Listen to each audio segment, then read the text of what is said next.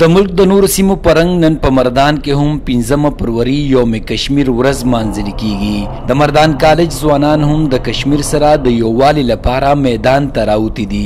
دوی وایي چې په کشمیر کې د ظلم ګرم بازار دی بند کړی شي.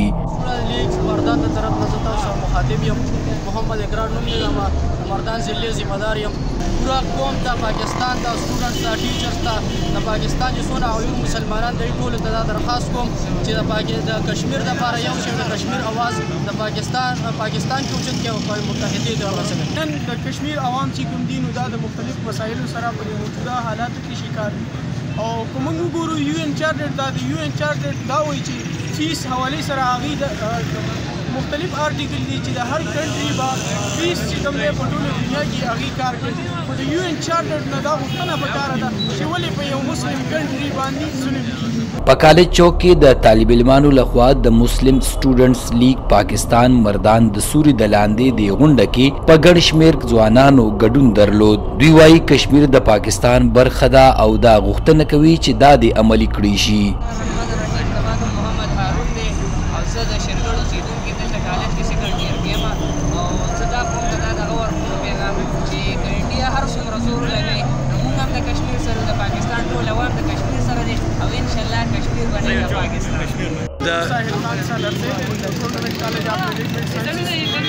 پنځم فروری هر کال د کشمیریانو سره د یووالي ورځ په ګرد نړۍ کې مانځل کیږي چې مقصد یې د کشمیر ولس ته باور ورکول دي چې تاسو په حق او یو ورځ به تاسو دا قرباني رنګ راوړي.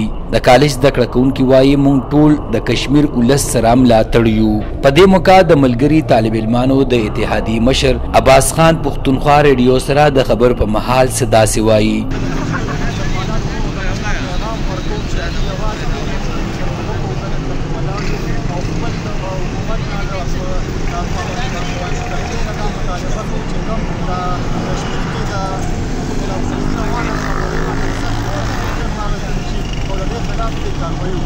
د قانون پوهان وایي په کشمیر کې د قانون په ضد پراته د هند امنیتي چارواکي د ملګري ملتونو قانون هم نه عملي کوي. ولې بل اړخ ته د کشمیر ولس هم د آزادۍ تحریک ځوان ساتلی دی. بخت محمد یوسفزی، پښتونخوا ریډیو، مردان.